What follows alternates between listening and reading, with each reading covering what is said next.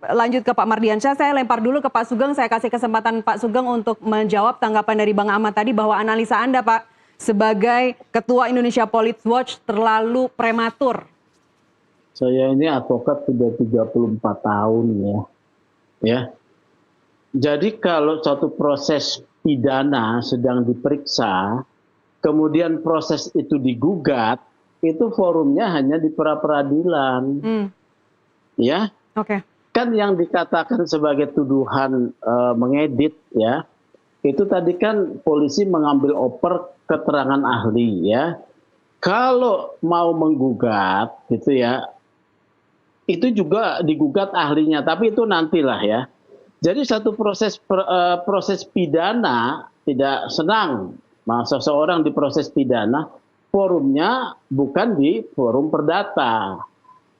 Ya, karena apa? Karena polisi melakukan pendekatannya kewenangan berdasarkan KUHP gitu ya. Ini yang harus diliterasi kepada publik, bukan semau-maunya gitu ya. Jadi banyak advokat juga memberikan satu pendapat hukum yang ngawur ya. Gitu loh. Sedang diproses pidana kemudian dia mau menggugat gitu. Forumnya adalah pra-peradilan. Baik, apakah ini saran Anda, Pak Sugeng? Yang lebih dekat misalnya PT UN, Undang-Undang PT UN sudah membatasi pula tidak bisa proses peradilan, proses pidana digugat ke tata usaha negara. Jadi kita harus memberikan pendidikan hukum yang baik, gitu loh ya. Pak Sugeng? Bukan mau puji-puji, tapi ini hukum yang menentukan, nggak ngawur-ngawuran. Baik, Pak Sugeng sebagai advokat senior, apakah ini artinya Anda menyarankan kepada kuasa hukum Mas Rismon, Mas Roy CS, untuk menempuh pra-peradilan saja saat ini? Jadi gini loh ya, kalau pra-peradilan mungkin kalah, tapi di sana nanti pihak pemohon Rismon CS akan tahu siapa ahlinya yang berbicara ya, apa keterangan ahlinya, karena dokumen-dokumen hasil pemeriksaan oleh polisi itu harus ditampilkan. Nah di situ sebetulnya poin kita untuk mendapat informasi ya, bukan soal menang kalahnya dulu. Memang kita tahu, oh dia sudah periksa saksi-saksinya siapa, independen atau tidak, ahli-ahlinya siapa, itu data keluar. Oke, baik. Itu yang benar. Baik, gitu loh, Pak Mardiansyah, saya tahu Anda segera ingin menanggapi, tapi saya lempar dulu ke Bang Ahmad.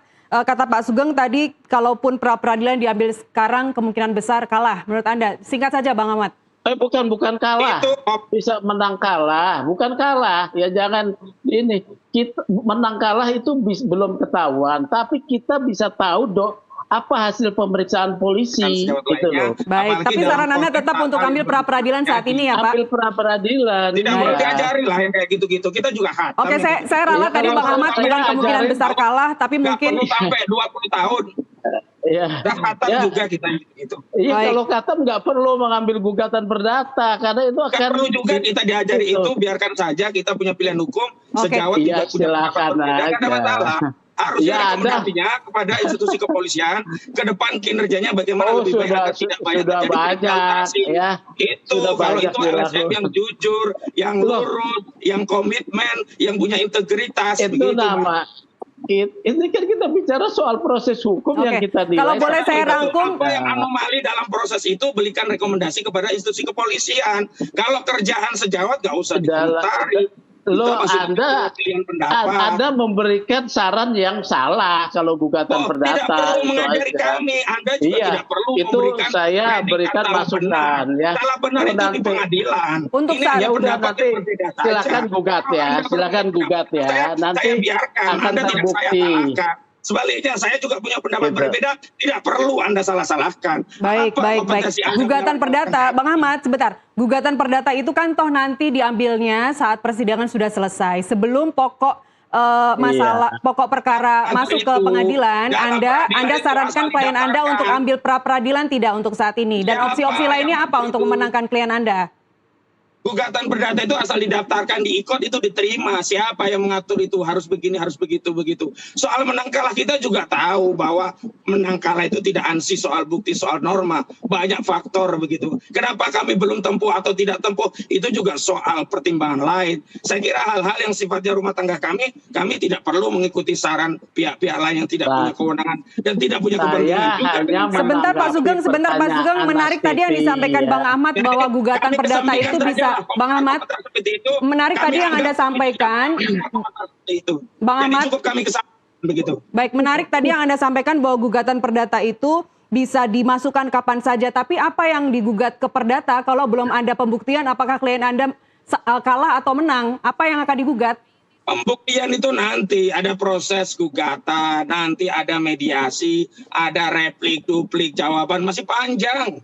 Tinggal apakah kami akan menempuh itu atau tidak, itu hal yang lain. Kami pun sampai hari ini belum memutuskan itu. Tetapi yang offset adalah masuk pada ranah yang itu menjadi kewenangan kami, seolah-olah pendapat itu kalau kami ikuti itu yang benar. Kami tidak perlu yang begitu. Kami punya pendapat sendiri, kebijakan sendiri yang tidak terikat dengan pendapat siapapun. Karena itu pendapat yang barusan kami terima, cukuplah kami kesampingkan dan kami anggap tidak pernah ada. Baik, kita hormati karena itu hak konstitusi. Pak Mardiansyah boleh? Pak Mardiansyah silakan. Ya, saya sebenarnya sih nggak terlalu banyak juga yang perlu ditanggapi tadi. Pertama, memang mungkin Ahmadnya lagi kurang tidur ya, jadi capek gitu. Jadi mencernanya agak kurang clear. Karena yang saya pastikan itu kan begini, sejak awal kan disampaikan bahwa narasinya semua pejabat publik, mantan pejabat publik, itu masyarakat berhak untuk mengetahui termasuk hal-hal yang sifatnya privat, ijazah dan lain sebagainya, oke. Nah terus dituding-tuding lah Pak Jokowi dan lain sebagainya. Nah pejabat negara itu banyak, nggak cuma presiden. Cuma supaya apple to apple, saya kasih contoh, misalnya Pak SBY atau Ibu Mega. Misalnya ada 1-2 orang atau sekelompok orang yang merasa juga mencurigai, lalu melakukan penelitian-penelitian yang dimaksud oleh Roy Suryo CS juga gitu. Terus ternyata dia merasa wah ini ada yang kejanggalan dalam ijazahnya Pak Ibu Mega dan Pak SBY. Lalu pada titik tertentu cuma minta dengan diselesaikan dengan menunjukkan saja itu ijazahnya. Nah ini kan tidak ada satu konsekuensi yang akhirnya orang tidak punya kekhawatiran, tidak bisa sembarang menuding, menfitnah, atau melakukan apapun upaya yang tidak berdasarkan bukti yang kuat, kan gitu loh. Nah itu yang saya maksud tadi. Nah bicara soal proses yang sekarang berjalan, menurut saya silakan aja sih Roy Suryo dan kawan-kawan dan Ahmad sebagai pengacaranya untuk melakukan upaya apapun silakan. Dan sekarang ini kan sebenarnya cuma dikasih jeda untuk bernapas saja sedikit gitu dengan tidak ditahannya Roy Suryo dan kawan-kawan karena statusnya tetap tersangka, proses tetap berjalan kan begitu ya. Saya setuju pada titiknya nanti akan masuk ke pengadilan dan sebagainya. Nah ini hanya menjawab apa yang diminta sama Roy Suryo dan kawan-kawan Pak Jokowi. Waktu itu ngotot betul Roy Suryo dan kawan-kawan jika memang ingin proses hukum laporkan kami secara langsung dan dilaporkan langsung kok Pak Jokowi. Dan Pak Jokowi merasa ketika dia sudah melaporkan, ya, dia ingin mempunyai ruang yang memang itu secara institusi negara, itu memang diyakini bahwa itu harus kita percaya. Misalnya peradilan.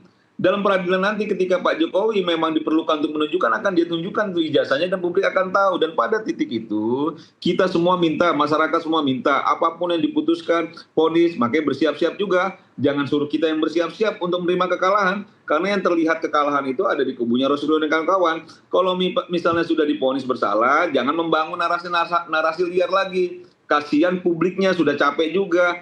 Karena kan ini udah tak bola-balik terus Mbak. Dulu minta dilaporkan, sudah dilaporkan. Yakin tidak tersangka, sekarang tersangka. Itu sudah Pak Mardiansyah. Ya, makanya maksud saya, jangan juga akhirnya merasa percaya diri cuma karena soal tidak ditahan kemarin. Tapi benar nggak Pak Jokowi pernah menunjukkan saat terima pengurus Projo di Solo, menunjukkan ijazah aslinya? Itu artinya ijazah asli masih dipegang Pak Jokowi, bukan ada di polisi? Oh, kan udah diambil Mbak kalau ijazah. Ijazah Pak Jokowi itu sempat diantarkan langsung Pak Jokowi. Anda sendiri pernah melihat ijazah aslinya? Anda sendiri Pak Mardiansyah pernah melihat ijazah aslinya Pak Jokowi? Untuk saya pribadi. Ya. Saya pernah melihat, tapi kalau Projo saya nggak tahu. Ijazah aslinya Anda pernah melihat? Iya, di kediaman ketika masih dipegang Pak Jokowi. Kalau Projo saya nggak tahu ya, kalau Projo ya. Baik, gitu. baik. Jadi gitu. Jadi maksud saya ya kita ikuti prosesnya dan mudah-mudahan semua siap mental, siap hati, pikiran gitu ya. Jangan juga akhirnya sesat pikir dan penuh dengan kebencian gitu Mbak. Baik, baik, baik. Sayang sekali waktu kita terbatas. Pak Sugeng, ini artinya kita harus bedah lagi pasal 1365 KUH Perdata soal ganti rugi perdata ini. Tadi Bang Ahmad bilang belum tentu juga masukin gugatan perdata gitu. Apa yang harus apa yang Anda kritisi dari hal ini? Nggak perlu saya komentari lagi, katakan belum pasti mau dilakukan. Tadi saya sudah cukup komentari. Kita ikuti proses hukum sajalah ya.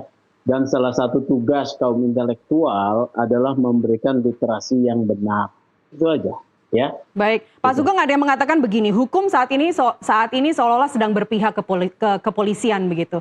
Hukum, aparat penegak hukum seolah-olah digunakan sebagai senjata. Ini tidak fair untuk orang-orang seperti Mas Roy Suryo, seperti Rismon CS yang kemudian ingin menguji sesuatu dengan metodologi yang diyakini saintifik begitu. Ini apa yang Anda lihat? Itu kan namanya kebebasan menyatakan pendapat ya. Jadi disebut apapun, polisi harus kupingnya tidak boleh panas ya. Kupingnya tidak boleh panas. Oleh karena itu tadi saya katakan polisi itu sebetulnya kerja dalam diam. Bahkan di negara maju ya, itu yang namanya jaksa penyelidik ya, yang dibantu oleh polisi, dia tidak akan pernah mau menyampaikan hasil proses penyelidikan. Kita ini terlalu liberal, ya. Jadi tidak perlu sebetulnya polisi memberi penjelasan, tapi kita ini liberal, ya, di dalam hal ini. Dan itu menurut saya baik, ya, baik kita jadi ada aspek transparan. Nah, kalau polisi kemudian diserang, polisi tidak boleh kemudian merasa terhina. Itu sepertinya berjalan sampai saat ini. Polisi harus tetap profesional, menghormati hak asasi manusia, ya, termasuk tadi kepada tersangka diberikan hak yang sebebas-bebasnya menghadirkan ahli dan saksi-saksi yang meringankan. Harus diterima tuh, tidak boleh difilter, ya, tidak boleh difilter oleh polisi, ya. Baik. Gitu. Ini survei terbaru kepercayaan publik terhadap Polri naik 76,2%. Ini luar biasa. Pak Sugeng, sebelum kita menutup, Bapak-Bapak saya kasih kesempatan terakhir singkat saja kepada Bang Ahmad. Silakan Bang, statement terakhir. Baik, kinerja institusi Polri saat ini menjadi sorotan, terutama setelah ada tim reformasi Polri. Selain kinerja, tentu ada koreksi terkait kelembagaan, keuangan, SDM, dan anggaran.